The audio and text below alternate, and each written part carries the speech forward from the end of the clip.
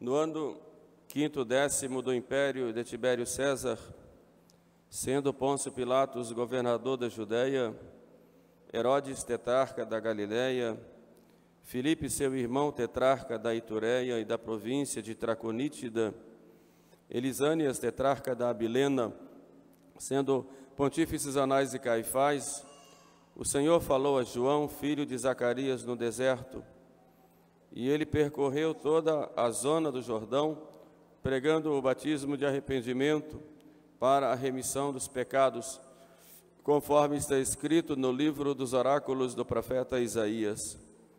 Uma voz clama no deserto: preparai os caminhos do Senhor e endireitai as suas veredas. Que todos os vales subam e que todos os montes e colinas se abaixem, que os maus caminhos se tornem direitos e que os escarpados se aplanem, e todo homem verá a salvação que vem de Deus. Que pelas palavras do Santo Evangelho sejam perdoados os nossos pecados.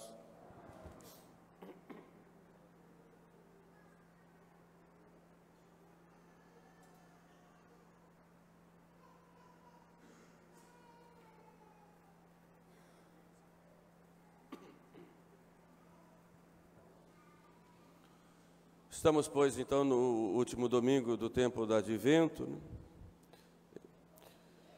Já o Natal já é nessa semana, e durante esse tempo do Advento ficamos 4 semanas refletindo sobre a grande graça que é para a humanidade a vinda de Deus feito homem.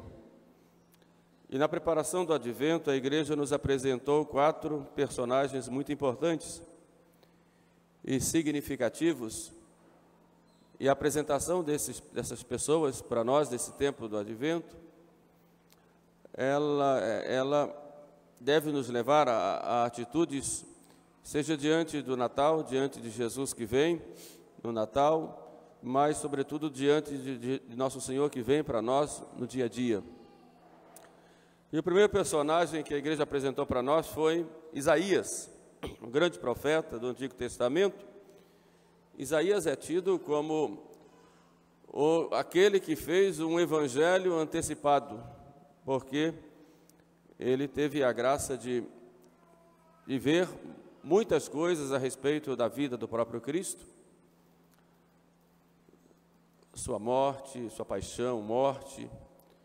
E quando a gente lê os oráculos de Isaías, dá a impressão que está lendo um trecho do Novo Testamento.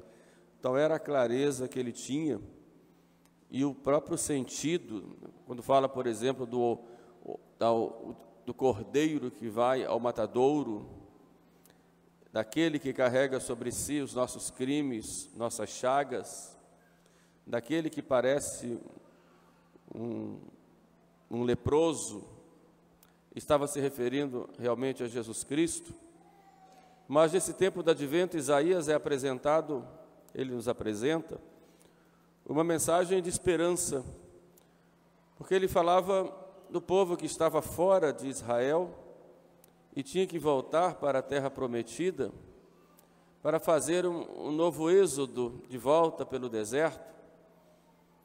E Isaías vai dizer como aquele povo deveria se portar. E João termina repetindo algumas frases de Isaías: preparai o caminho do Senhor, endireitai as suas veredas, todo monte e colina será abaixado, todo vale se encherá, os caminhos tortuosos tornar-se-ão retos e os ásperos planos, e todo mundo verá a salvação que vem de Deus. Isaías, ao dizer isso, estava dando para o povo uma palavra de consolo e de esperança no Salvador que vem. Por isso Isaías é mostrado para nós como aquele que nos dá a esperança, ou seja, ficamos momentos difíceis, vivemos tempos difíceis aqui na terra, e a situação está cada vez mais difícil para nós vivermos e praticarmos a nossa fé. Vemos o mundo inteiro numa crise muito grande, uma crise de moral, uma crise ética. Depois, nos meios cristãos, tantas perseguições aos cristãos em toda parte. seja no Oriente, seja no Ocidente. Por outro lado, uma verdadeira revolução acontece no meio dos cristãos e dentro da igreja. E Isaías nos dá uma palavra de esperança. E ele dá esse sinal para a palavra de esperança, quando ele diz: uma virgem conceberá e dará à luz um filho, e ele será chamado Emanuel, isto é, Deus conosco. Então nós não podemos nunca perder a esperança, sabendo que Deus cuida de todos nós. Já tive a oportunidade de falar para vocês aqui de um bispo do Vietnã, Dom François Vantuan, que foi preso pelos comunistas e ficou 13 anos na prisão, muitos deles em trabalhos forçados. Era o bispo que foi arrancado da sua diocese, e porque era bispo, os comunistas o consideraram revolucionário, mas não era, porque era bispo, e pregava a fé em Jesus Cristo, e a fé em Jesus Cristo para os comunistas, realmente eles consideram como algo contra o próprio governo deles. E o bispo foi impedido de atender os seus fiéis, suas ovelhas. E lá na prisão, ele pede ao carcereiro, que ele trabalhava com madeira, que desse permissão dele fazer uma cruz. E ele pega aquela cruz de madeira rústica e pendura no pescoço e diz: essa aqui é minha cruz peitoral, que ele tinha perdido antes de ir para lá. Depois pede ao carcereiro que consiga para ele remédio para estômago, que ele estava precisando. E na verdade o remédio para estômago era um pouquinho de vinho. E mandam para ele remédio para estômago, os fiéis dele.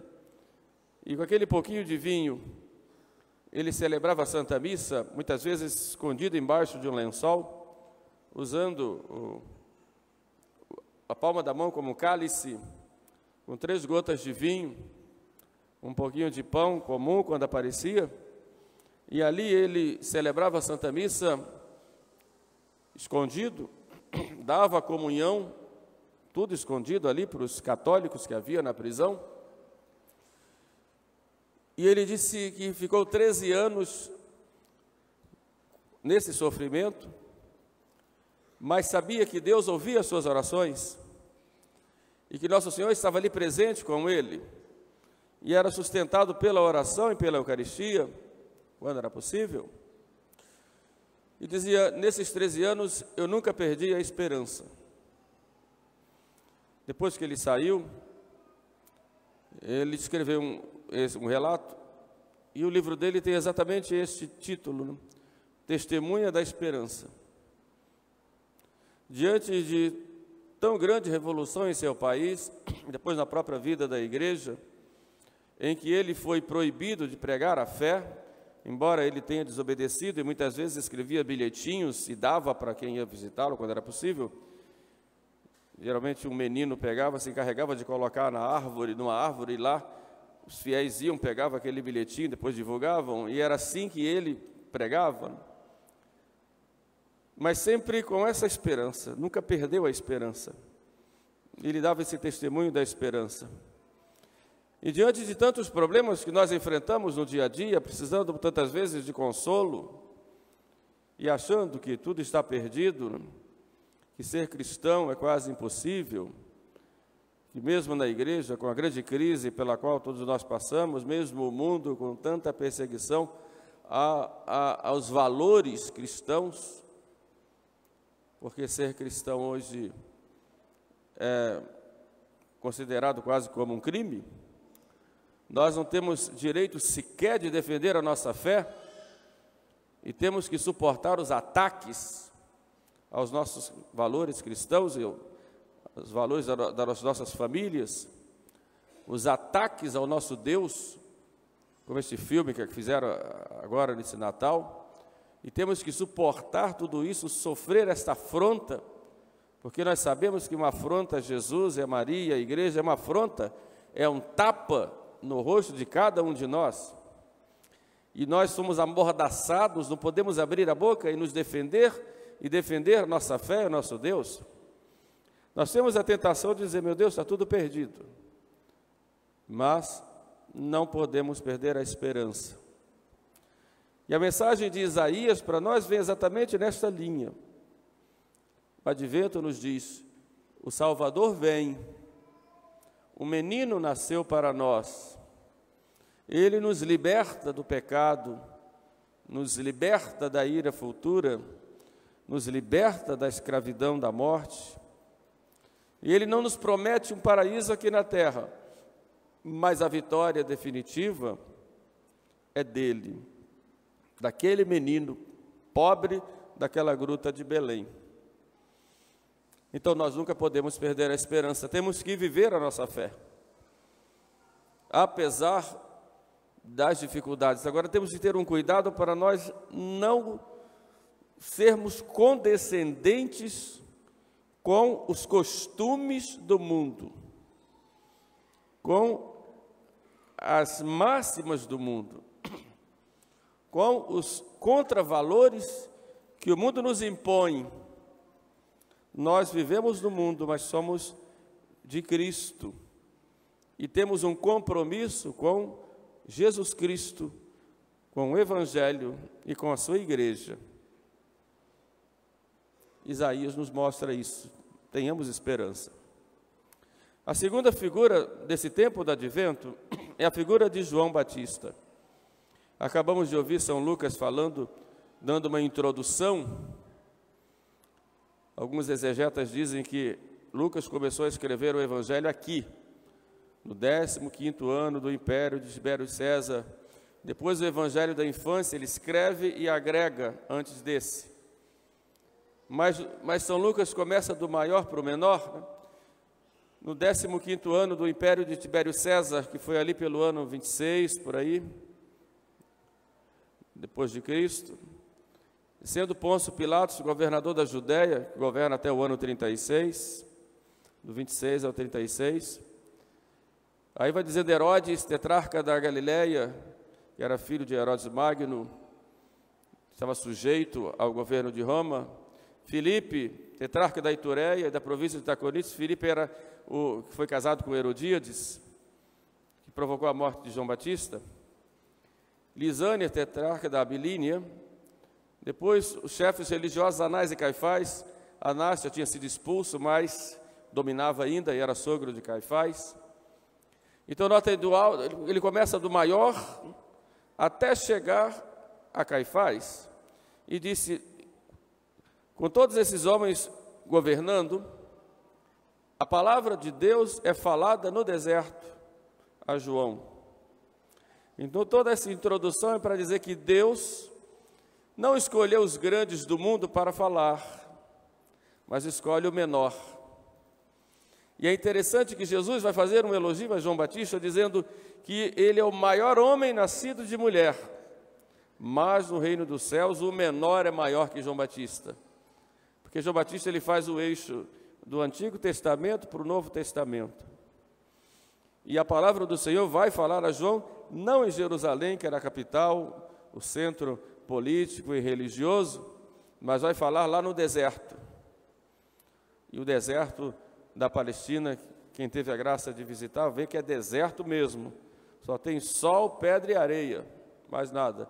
E o Rio Jordão que vai passando ali, de norte a sul do país. E é nas margens do Jordão, na região desértica, no deserto da Judéia, que João vai falar. E o povo vai ao encontro de João. E o que é que João prega? Prega aquilo que o Senhor mandou que ele pregasse. Ele é o grande profeta que prepara o povo para a vinda do Salvador. Preparai o caminho do Senhor. E ele prega a conversão, o arrependimento dos pecados, como símbolo desse arrependimento, a confissão e o batismo de penitência. E aí o povo vai se preparando para a vinda do Salvador. E por que a igreja coloca a pregação de João exatamente nessa época? Para dizer que a preparação para o Natal deve começar pela conversão. Precisamos nos converter, mudar de rumo, acertar a nossa vida. Precisamos de um arrependimento sincero dos nossos pecados. Estamos no fim do ano, Nós fizemos tantas coisas durante esse ano, e quantas vezes nós ofendemos a Deus. Então nós temos que nos arrepender disso. Prepara-se bem para o Natal quem se arrepende dos pecados, quem busca a confissão, quem busca o perdão de Deus. E depois João vai mandar fazer penitência, e ele faz penitência dando o exemplo. Então, preparação para a vinda do Senhor, e aí eu alargo um pouco mais, não só no Natal, mas na nossa vida, tem que ser sempre uma preparação de penitência. Quem quiser servir realmente a Deus, tem que ter espírito de penitência. O próprio Jesus vai nos dizer, se não fizerdes penitência, todos perecereis. Então nós temos que ser pessoas de penitência. A penitência dos sofrimentos do dia a dia, a própria penitência de deixar o pecado e sofrer porque não está mais fazendo aquilo que fazia de errado. Isso dá um sofrimento. A penitência buscada ou recebida pelos problemas que nós enfrentamos, este espírito de sacrifício, de nós muitas vezes queremos escolher sempre o melhor, mas escolhemos não o melhor, mas o mais cômodo, mas o mais difícil.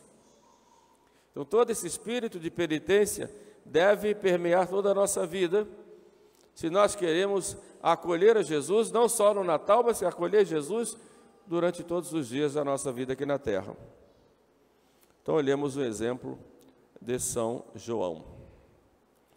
A terceira figura, o terceiro personagem que vem a nós é a figura de São José. Hoje, na forma ordinária, o Evangelho fala do sonho de São José, que São Mateus conta. E é interessante como um homem casado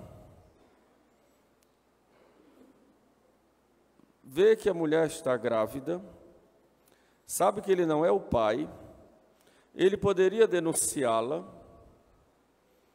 ela seria condenada, ele poderia repudiá-la, e é esse homem que tem um sonho, e à noite no sonho aparece a ele um anjo, o anjo Gabriel, e diz a ele: não tenhas medo de receber Maria por tua esposa, porque o que foi concebido nela é obra do Espírito Santo. Só um homem da estirpe de José, que São Mateus, para falar dele, não encontrou palavras e só disse uma: José, que era um homem justo. E o ser justo na Sagrada Escritura é o ser santo. Mas é mais do que isso, é um santo que tem tal intimidade com Deus que vive a vida do próprio Deus. No seu silêncio, no seu interior. Por isso, na Bíblia, vocês não veem uma palavra saindo da boca de José. Não quer dizer que ele não falasse, claro que ele falava, mas não vê nenhuma palavra saindo da boca de José para mostrar que o ser justo para ele é guardar-se inteiramente para Deus, a viver essa intimidade com Deus. No Antigo Testamento, quando fala do justo, fala daquele que é como uma palmeira ou como uma planta que está à beira de um regato, sempre recebendo água, e ela está sempre verdinha e sempre dando frutos.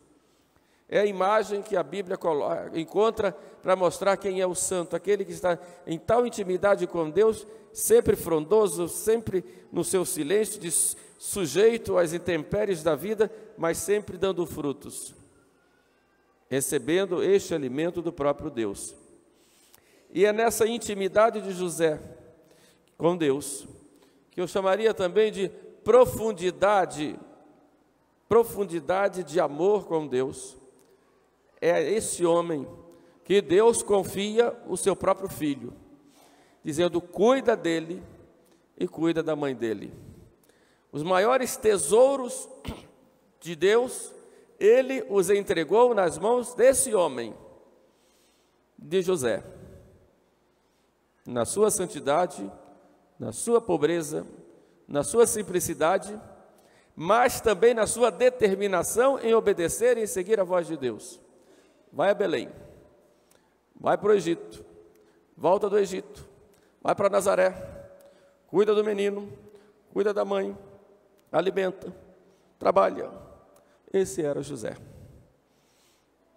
Esse era José. E a mim me preocupa muito, hoje, nós vivemos uma espécie de cristianismo muito superficial. E é um erro grave. Às vezes contemplando, olhando, ou lendo textos passados, revistas católicas várias, Sagrado Coração, da Estrela do Mar, dos Congregados Marianos, os livros de Filha de Maria, da Liga Católica, etc.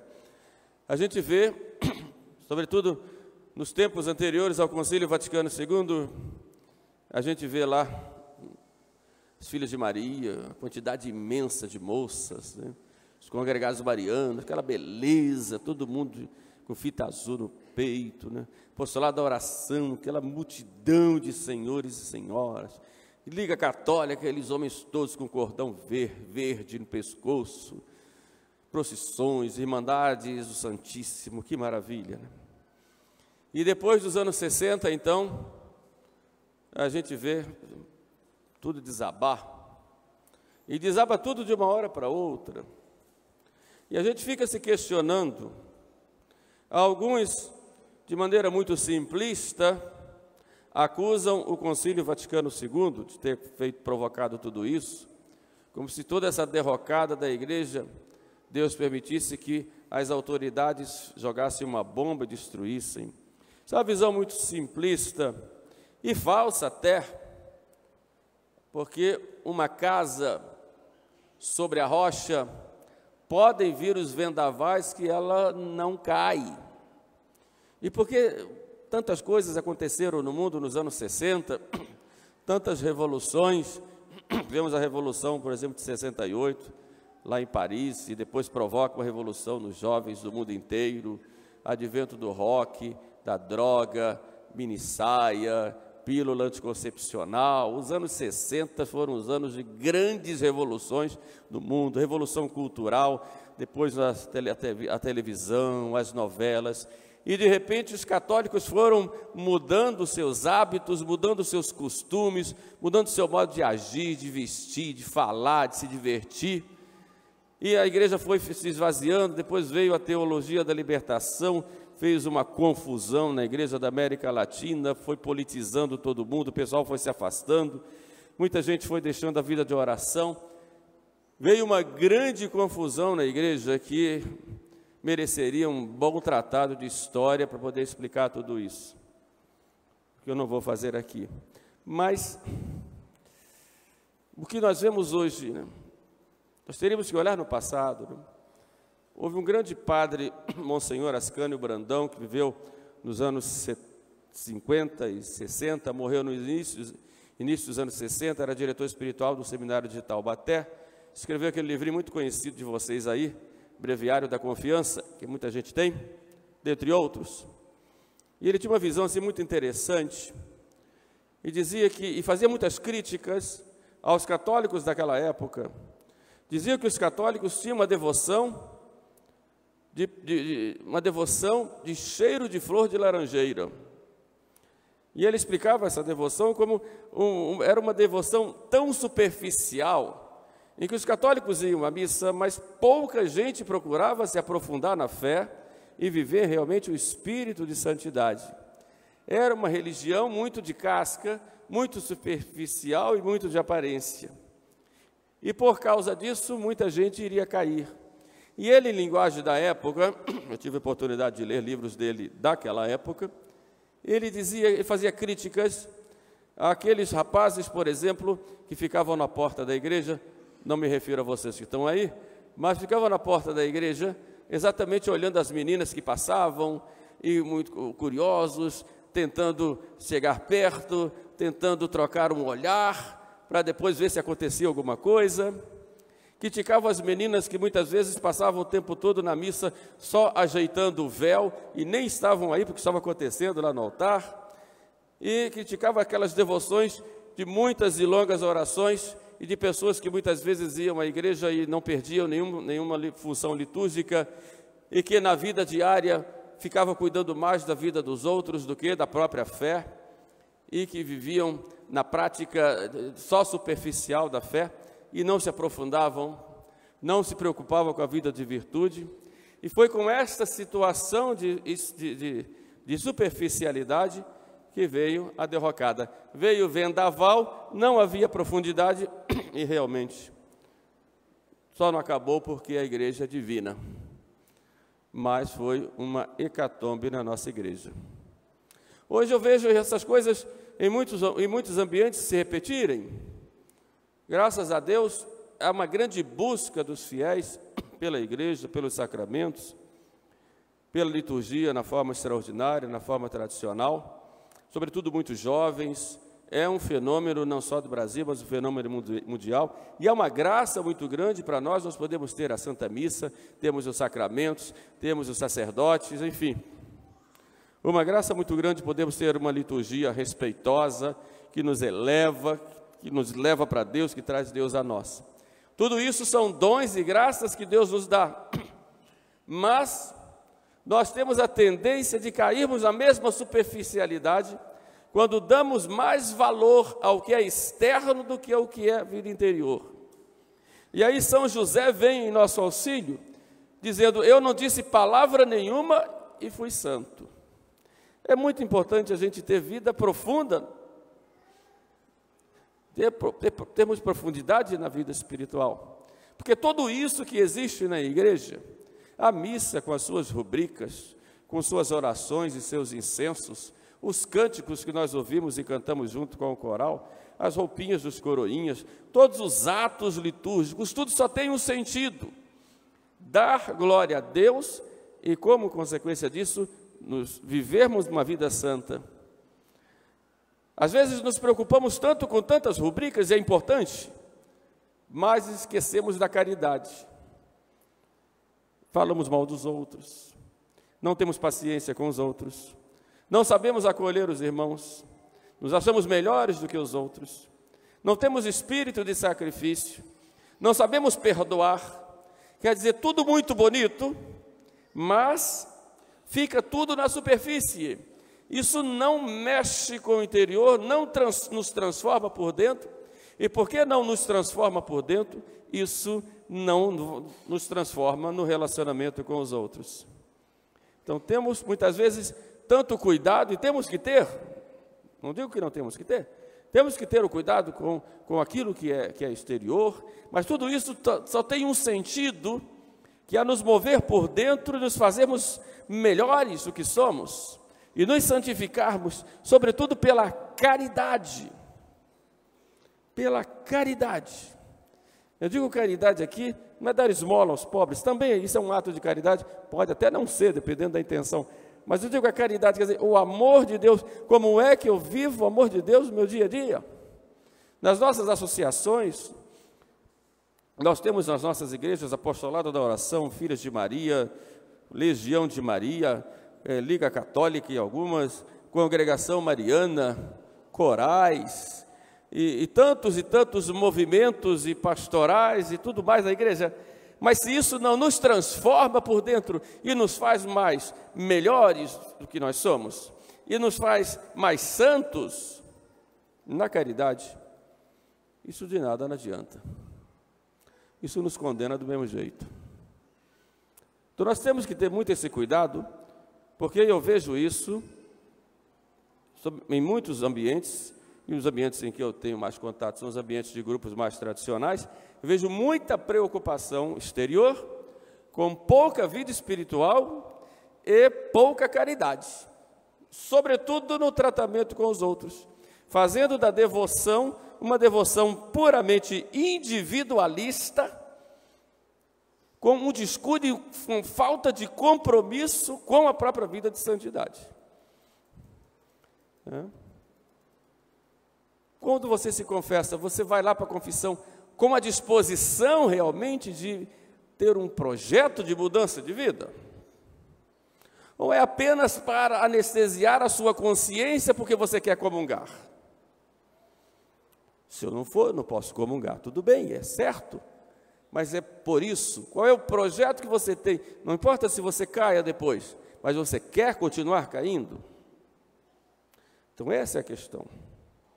Quando eu comungo, a Eucaristia que eu recebo é apenas um ato litúrgico de que eu vou lá, de que faço genuflexão, ponho as mãos postas, tudo muito bonitinho, mas e depois aquilo transforma a minha vida no amor de nosso Senhor? E isso vai se revelar nas minhas atitudes, sobretudo com o próximo. Então José vem em nosso auxílio dizendo que isso tem que mudar. Senão, vamos cair de novo. Vamos ter outra revolução na igreja e vai ser pior do que a primeira. E muita gente vai se perder, porque agora se perde com grande consciência do que está fazendo. Por fim, olhemos o exemplo de Maria Santíssima, que permeia toda a vida litúrgica do nosso ano, e já começamos o advento com ela na Imaculada Conceição. Agora no Natal, depois Sagrada Família, apresentação no templo e daí por diante. E peçamos, pois, a Virgem Maria a estarmos sempre prontos a darmos o nosso sim a Deus, mas não um sim da boca para fora, um sim que realmente nos transforme e nos coloque nessa intimidade, como José, intimidade com nosso Senhor. Louvado seja nosso Senhor Jesus Cristo.